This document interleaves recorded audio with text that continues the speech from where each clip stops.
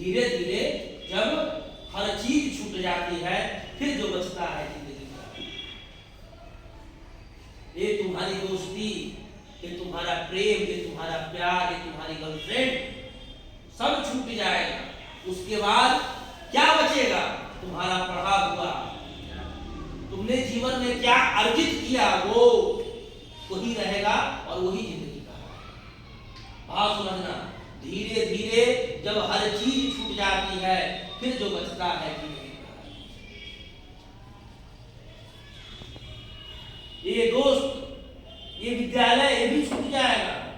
ये विद्यालय में जितने दोस्त हैं वो भी छूट जाएंगे, या तुम्हारे रूम पार्टनर जो दोस्त होंगे, तुम्हारे घर के जो दोस्त होंगे वो भी छूट जाएंगे। जिससे तुम बहुत मोहब्बत करते हो ना, बहुत प्रेम करते हो ना, कहते हो ना, अरे तुम नहीं हो तो मैं क्या, तुम्हारे बिना मैं कैसे जी सकता हूं, वो भी एक दिन तुमको छोड़कर चले जाएगा। तुम्हारे पास कुछ नहीं रह जाएगा, बस तुमने जो अर्जित किया होगा बस वही तुम्हारे पास है। ठीक है, देर से ही सही मगर रंग लाती है, देर से ही सही मगर रंग लाती है, मेहनत कभी बेकार नहीं जाती। देर से ही सही मगर रंग लाती है, मेहनत कभी बेकार नहीं। नए लोगों में बहुत आकर्षण होता है, अब नया नया प्रेम होता है, नया नया दोस्त मिलते हैं, बहुत बहुत प्रेम होगा। एक दीदी शतक पढ़ोगे जब 12 में जाओगे तो क्या कि जो मित्रों का मित्र कैसे होने चाहिए, दीन के पराग मतलब ऊपरी बेला की तरह, ठीक ना? ऐसा नहीं कि मित्र मिले, बहुत प्रेम है, बहुत प्रेम है, 4 दिन के बाद कहाँ मित्रता गई पता नहीं। और वो मित्र महत्वपूर्ण है जो धीरे धीरे धीरे धीरे मित्रता बनी, मित्र बने और एक लंबे समय तक मित्र हम बने रहे। मित्र बनने की स्थिति समझते हैं ना, मित्र कैसे होने चाहिए? तो कह रहे नए लोगों में बहुत आकर्षण होता है, पुरानी चीज अक्सर खराब होती है।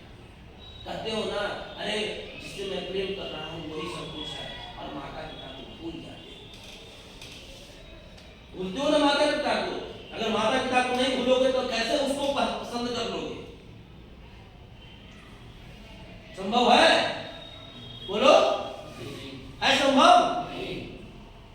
कि नए लोगों में बहुत आकर्षण होता है, पुरानी चीज अक्सर खराब हो जाती है। अरे पापा क्या आपका सोच वही है, अब दुनिया बहुत कहते हैं ना, पापा मना करते हैं तो मम्मी मना करती है तो क्या तुम मतलब कहाँ तुमको हम पढ़ने के लिए भेजे और तुम क्या कर रहे हो बेटा? तो कहोगे क्या मम्मी तुम वही पूरी अपनी जवानी की बात कर रहे हो, पुरानी बात कर रहे हो, अब जीवन बदल गया है। यही कहते हैं ना लोग, सच्चाई यही है ना।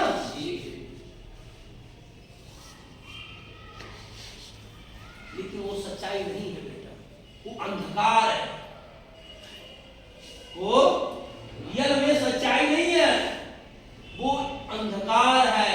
और हम अंधकार में रहते हैं, हमारा मस्तिष्क अंधकार में घिरा रहता है, उसको उजाला दिखता ही नहीं। क्या हम रूम में लाइट बंद कर देते हैं तो क्या प्रकाश खत्म हो जाता है? नहीं, उस रूम का प्रकाश खत्म हो जाता है। प्रकाश तो है, हर जगह विद्यमान है,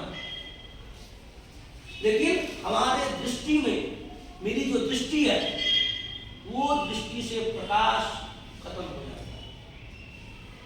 वही है कि नए लोगों में बहुत आकर्षण होता है, पुरानी चीज अक्सर खराब हो जाती है।